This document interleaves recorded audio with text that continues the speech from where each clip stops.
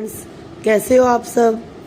मैं आशा करती हूँ कि आप सब अपने घरों पर स्वस्थ होंगे, सुरक्षित होंगे। डियर स्टूडेंट्स, आज हम हमारा 4th चैप्टर शुरू करते हैं और ये 4th चैप्टर जो है वो एक पोएम है। पोएम का नाम है दीवानों की हस्ती। लेसन के कवि जो है वो उसका नाम है भगवती चरण वर्मा। उन्होंने इस कविता में स्वयं को सांसारिकता से दूर रखकर सहज जीवन जीना बताया कि किस तरह जिया जा सकता है सहज जीवन। और इसके साथ साथ उन्होंने सुख और दुख दोनों परिस्थितियों में समान भाव रखने का संदेश दिया है। तो लेसन शुरू करती हूँ बेटा, वीडियो को ध्यान से सुनिए और ध्यान से देखिएगा। हम दीवानों की क्या हस्ती है, आज यहाँ कल वहाँ चले, मस्ती का आलम साथ चला, हम धूल उड़ाते जहाँ चले। आए बनकर उल्लास अभी, आंसू बनकर बह चले अभी, सब कहते ही रह गए, अरे तुम कैसे आए कहाँ चले। ध्यान से एक बार फिर से सुनिए। हम दीवानों की क्या हस्ती है, आज यहाँ कल वहाँ चले, मस्ती का आलम साथ चला, हम धूल उड़ाते जहाँ। इन पंक्तियों में कवि ने कहा है कि हम तो मनमोजी हैं, मन के मोजी हैं, हमारा इस दुनिया में कोई अस्तित्व नहीं है। यानी हमारे होने या न होने से कोई फ़र्क नहीं पड़ता। हमारा क्या है, हम आज यहाँ हैं, कल किसी और जगह पर चले जाएंगे। तो लेकिन हम जहाँ भी जाते हैं हम वहीं मस्त रहते हैं। हमें किसी के सुख दुख या किसी के साथ होने ना होने का कोई फ़र्क नहीं पड़ता। हम जहाँ भी जाते हैं वहाँ अपनी मस्ती में मस्त रहते हैं। आए बनकर उल्लास अभी, आंसू बनकर बह चले अभी, सब कहते ही रह गए, अरे तुम कैसे आए कहाँ चले। वो कहते हैं हम अभी अभी उल्लास बनकर आए हैं। यानी जब हम आते हैं अपनी अपनी मन की मौज से हम जहाँ कहीं चले जाते हैं तो हमारे आने से लोग जो हैं वो खुश होते हैं, लोगों में खुशी की लहर छा जाती है। और हम कब वापस जाएं, और जब हम वापस जाते हैं तो लोग हमसे इतना स्नेह भी करते हैं कि हमारे जाने से वो दुखी भी होते हैं। सब हमें कहते रहते हैं, कहते ही रह जाते हैं कि अरे तुम कहाँ से आए थे, कैसे आए थे और कैसे तुम चल दिए। लेकिन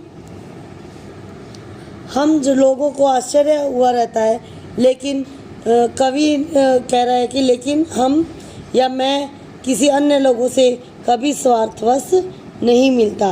उस कवि का तात्पर्य यह है कि वह दुनिया के मोह माया में न पड़कर आम आदमी से प्रेम करता है। वो जहाँ भी जाता है लोगों के पास साथ प्रेम पूर्वक रहता है, इसीलिए उसके आने से लोगों को खुशी होती है और उसके जाने पर लोगों को दुख होता है। नेक्स्ट पैराग्राफ देखिए। किस ओर चले यह मत पूछो, चलना है बस इसलिए चले, जग से उसका कुछ लिए चले, जग को अपना कुछ दिए चले। दो बात कही दो बात सुनी, कुछ हंसे और फिर कुछ रोए, छक कर सुख दुख के घूंटों को हम एक भाव से पिए चले। ध्यान से सुनिए बेटा। किस ओर चले यह मत पूछो, चलना है बस इसलिए चले। अब कवि कह रहा है कि हम अपनी मस्ती में कहाँ जा रहे हैं ये मुझसे कोई नहीं पूछे, क्योंकि ये मुझे भी नहीं पता कि मैं कहाँ जा रहा हूँ। बस मुझे जाना है, इसलिए मैं चल पड़ा हूँ। जग से इसका कुछ लिए चले, जग को अपना कुछ दिए चले।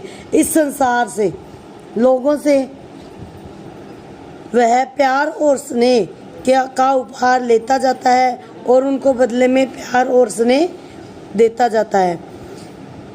कभी वो अपने मन की दो बात कहता है, लोगों के सुख दुख की बात सुनता है, कुछ बातें सुनकर हंसता है, कुछ दुख की बातें सुनकर वो रोता भी है। और वो लोगों के सुख दुख के घूंटों को, सुख दुख को सुनता है और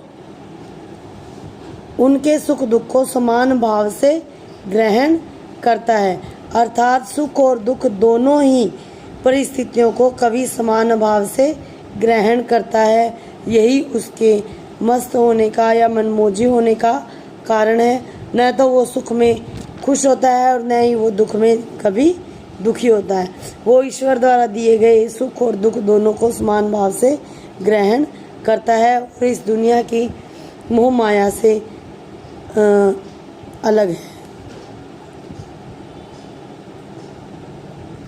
डियर स्टूडेंट्स, आपका एक वीडियो इस चैप्टर का और है जो हम अभी नेक्स्ट एक और वीडियो में सेंड करूंगी। उस वीडियो में ये नेक्स्ट पैराग्राफ भी होगा। आज हम ये लेसन कंप्लीट करते हैं। आपको इस लेसन के तीनों पैराग्राफ अलग अलग सरलार्थ करने हैं और इस लेसन के सिर्फ 2 क्वेश्चन है जो आपको अपनी नोटबुक में करने हैं। तो आप लोगों को अपने सरलार्थ और ये क्वेश्चन आंसर कंप्लीट करने हैं। Stay home, stay safe.